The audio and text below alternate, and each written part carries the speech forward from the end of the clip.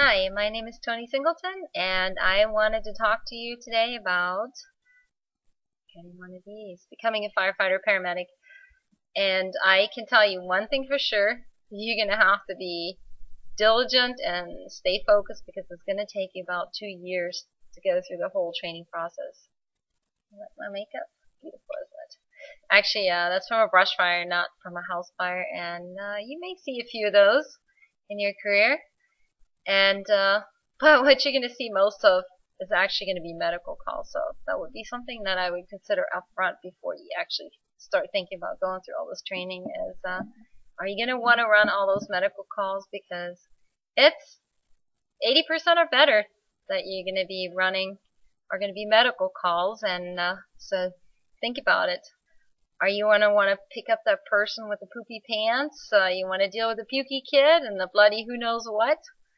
Is that your cup of tea? Because it's definitely not like, oh, I get to ride the engine. It's going to be more like, oh, I get to be on the rescue. So, but as far as I'm concerned, it's still the greatest job in the world. So, it's definitely worth it. I'm going to go ahead and give you a rundown on the order that I would go through to meet all the certification requirements for firefighter paramedic, and you can take it or leave it. I used to be a volunteer. I work as a firefighter paramedic now, so you could say I've been there.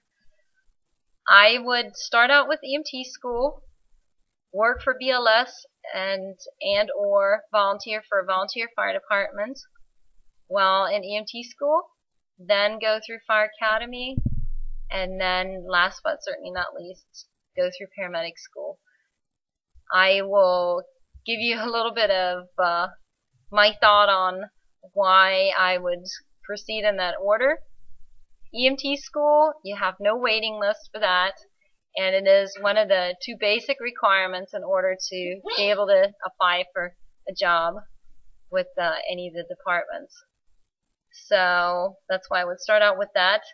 And while you're in EMT school, you might just as well gain some experience. So sign up to volunteer, or I should say, work for a BLS company like AmeriCare, TransCare, any one of those.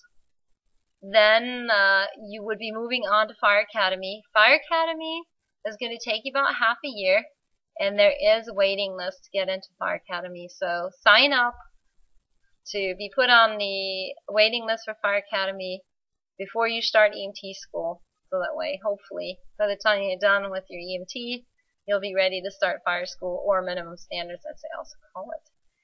The same thing applies to going through paramedic school.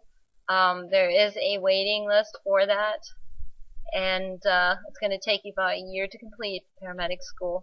So get on that waiting list as soon as you can to get yourself a spot in the program.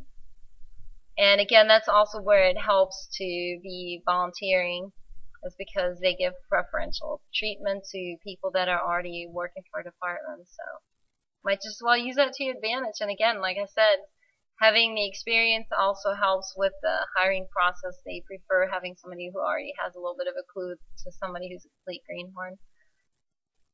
Paramedic school, like I said, takes about a year to complete, and it is definitely hardcore. You can pretty much kiss your life goodbye. Tell your friends, have fun, I'll see you in a year. But once you're done with paramedic school, you will have met all the requirements for firefighter paramedic.